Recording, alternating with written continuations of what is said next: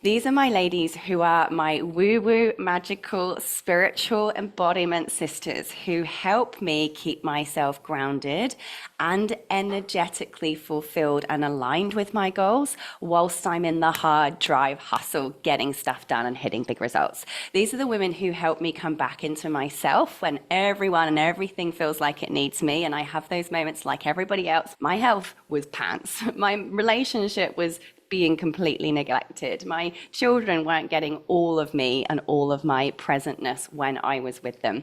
Because when we have all of that in alignment and we have that peace, we have that calm, then we can truly go and ignite that next big thing and keep all of the balance coming along. I've got a slideshow here that I'm going to share.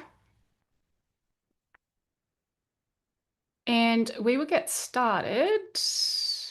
It's nice to know when I speak, whether I speak to an audience of one person or 1,000 people, I will always deliver the same, because just to change one person's life is really my goal. The impact that you can have with one person, it can ripple out further, farther, wider. There's one level of confidence we have from the thing that we've now mastered. So we can sit there and say, do you know what? I actually feel really confident in this area now because I've gone through all of the challenges. You're going to find that there is an area of life that you're quite confident in, or an area of business that you're quite confident in. And that one might be up there at 8, 9, or 10. But what I will do is take how you do that and how you know to do that, and we'll duplicate it over to the next big thing. I earned all the money. And what happened to me was I thought I had profit, but what I didn't have is I didn't have peace. I used to be so shy I couldn't even order a sandwich. Now I'm a keynote speaker. So from shy, timid little girl who couldn't even order a sandwich to all of a sudden people wanting to hear from me. So I had to learn to teach myself to speak. I totally undercharged for it. But in the moment I saw someone's life change because of the content and the embodiment practices and the sisterhood that I'd created. I call myself a conscious couch potato. That is a representation for doing what you love. I believe that profit without peace, or peace without profit, is only living half your life. Later, I had money landing in my account. This is actually after I got back from your house, Sarah. So ding ding, hasn't always been like that. When I checked my phone later, there was thousands of dollars in my account. And this was the real-time representation of actually laying on the couch making money because of the systems and the structures and the process I'm about to take you through. Did you know that on your phone, you can actually go into settings, app notification settings, find your Stripe notification settings, and change the notification sound to a special sound that's different to all of your other notifications. So mine goes whoop whoop every time I make a sale, which is different to all of my other alerts. Sarah said, every dollar that comes into your bank account has to have the same feeling as every 1,000 or 10,000 or hundreds of thousand. When you feel the same about $1, because that means some sort of impact, as you do as 1,000 or 10,000, and there's no contrast in the way you feel. Struggled to order a sandwich, could not order a coffee. This is me and the woman that's standing in front of you today. And the next one's in July. Yeah, we broke this down, and now this is a self-paced online course that I'm going to give free access to all of you guys if you wanted to work your way through that. 56 voices in your head, all telling you different things. You say, I want to do this thing. I want to start this thing in business. I want to X, Y, Z, and then the wounding will start. You can't do that. Last time you did that, this happened. Last time you did it, it didn't work. Often what happens in life is the wounding is so loud and you're just distracted on autopilot all day, just living the same old patterns, the same old habits. Yeah, wow. Can you imagine doing all that while receiving money? That's your whisper. If you continue to listen to the wounding, you're not going to get to your full potential. So the first thing out of everything is self-worth. Because if you don't believe in yourself, no one else is going to believe in you. Being known is one of the most powerful strategies to selling that product. The more that you're seen, the more people that know you, the more people you can impact with your product.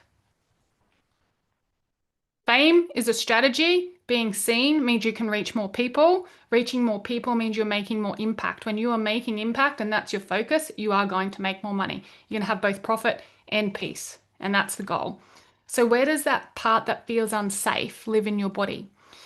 Now, you won't pop off until your unconscious mind feels safe to be seen and heard. Once we change it on the inside, everything changes on the outside, but most people start out there. This happened with my first book. I had 2 little kids. My husband's a pilot, fly in, fly out. I was fully booked one-on-ones with PT, and I decided to write this book. I went through all this that I'm teaching you now. And every single time I'd only get it like an hour at a time to do it at friggin' 11 o'clock at night when everybody was in bed. When I learnt this, it changed my whole life, even before I did the process. Your imagination and the past, your memory, don't actually exist. They are functions of the mind. Write that down, functions of the mind. I've done this with thousands of people all over the world. So the key here is what we want to spend most of our time is in truth and presence. In the now moment with no future imagination and no past memory. If you feel a lot of resentment, guilt, frustration in your mind, you're probably living in the past. In the very present here, the filing cabinet of fears that we're going to dissolve today so you can truly be seen in your highest and greatest power is the fear of being too much. Drop in the chat, fear of being too much, fear of not being enough. That was a big one for me. Fear of judgment. What are people going to say? Fear of failure. Fear of success. That's a huge one. Fear of abandonment. If I get too big, all my friends will leave me, my family will leave me, people won't like me. For me, when I wrote my first book, it was I had a physiological fear. My whole neck and body jammed up at the writer's retreat that I went to. There was so much fear. You know what? Even sharing in the chat, the heart might be beating, the brain's going a million miles an hour. And I trained every morning and every night to get that gold medal. What actually happened in real life is I came home and I got terribly, horrifically bullied because I won and because I was different. I created a community where everybody matters. And I get teary when I talk about this. So when your brain has a bit of a plan, it'll give itself comfort.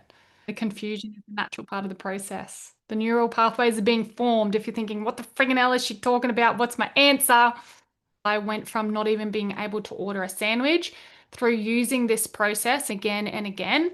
This is now my life. And I just truly know that if little girl from small town Ipswich can do this, you can too.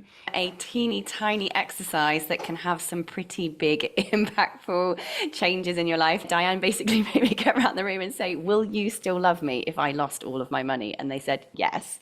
Would you still love me if I lost everything? Yes. Would you still love me if I lost everything? Yes. It usually comes down to being loved and wanted and liked. And yeah, the final words is trust yourself. You each deserve this. You've got something amazing to share. And it's the fear is holding you back. It's not about living a life with no fear or no judgment. It's what happens when we pull in and make it a full circle and a full story and what's possible from this place. You're not just changing people's lives with what you've got to share with you. You literally are saving lives. Because I don't know exactly what each of you do, but I can tell if you're here and you're working with Sarah, it matters, and it matters a lot. The fact is, the fear never goes away. And what we need to do is realize that no matter what, we are equipped with the skills, with the expertise, and other people to help us strategize. Confidence grows through realizing that you don't die when something scary happens. If that scares you, do it. Because that is where the dopamine hit will come in, and when that physiological memory will now be planted in your brain. I didn't die, therefore the second time you do it, there will be less fear there, and that is exactly how confidence grows. So